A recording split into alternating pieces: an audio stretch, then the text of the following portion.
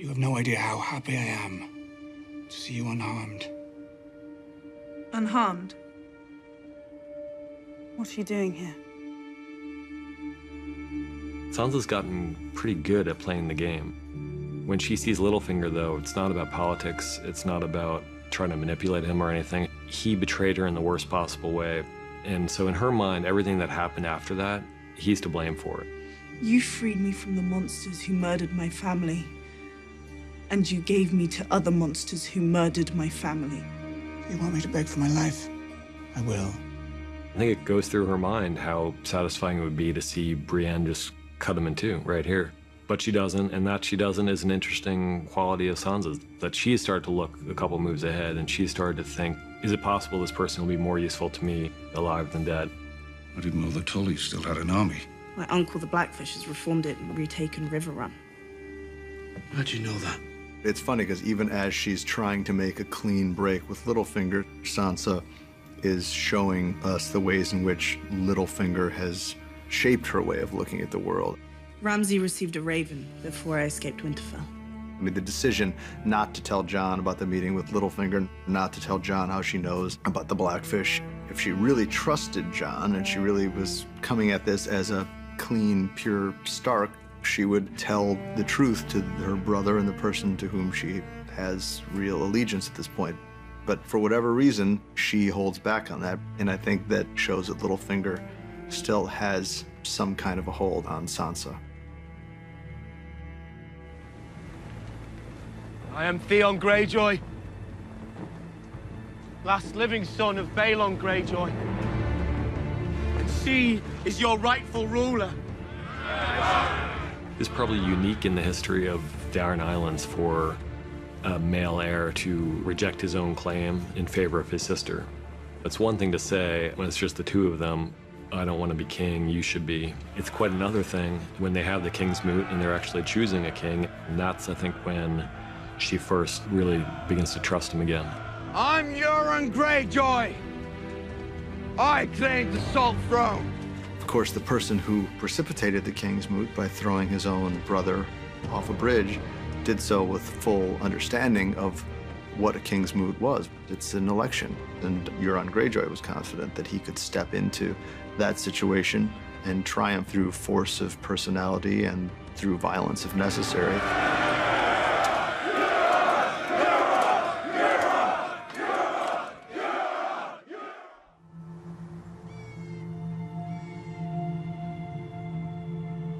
There are certain symbols and patterns that recur throughout the show. The first time we saw that was in one of the very first scenes in the pilot, when Will, the ranger, sees the wildling body parts in an odd pattern displayed by the White Walkers. We see it again north of the wall with the dead horses displayed in a spiral pattern. And then you see it again here and learn where these patterns come from, that there are ancient symbols of the Children of the Forest used in their rituals, and the Children of the Forest created the White Walkers. The Night King, who's sort of the embodiment of absolute evil. What you're watching is the creation of this absolute evil. So the absolute evil isn't absolute after all. No one's innocent, really, in this world. And there is just something really beautifully right about the idea that the great nemesis of mankind were created to protect the children of the forest from mankind. The cave is a safe place. You know, it's like you're playing tag, and if your hand's on the wall, you're safe from whoever's it. And it is the Night King, and he can't access them as long as they're in there because of the magic that's protecting this cave. But Bran makes a mistake.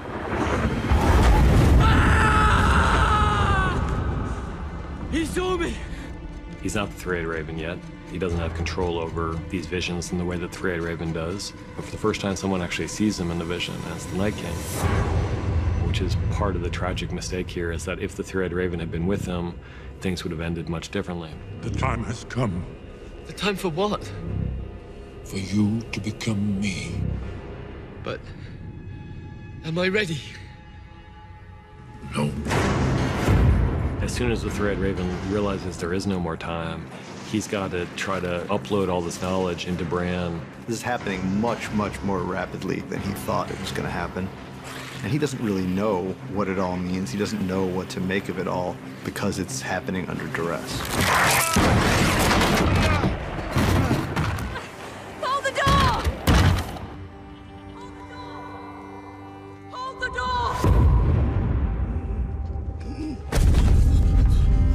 We had this meeting with George Martin where we're trying to get as much information as possible out of him, and probably the most shocking revelation he had for us was when he told us the origin of Hodor, how that name came about. I just remember Dan and I looking at each other when he said that and just being like, holy shit. Hold the door! Hold the door! Hold the door! Hold the door! It was just one of the saddest and most affecting things. Even sitting in a hotel room and having somebody tell you that this was going to happen in the abstract in some way, and that Hold the Door was the origin of the name Hodor. We just thought that was a really, really heartbreaking idea. Hodor! Hodor! Hodor! Hodor! Hodor! Hodor! Hodor! Hodor! Hodor!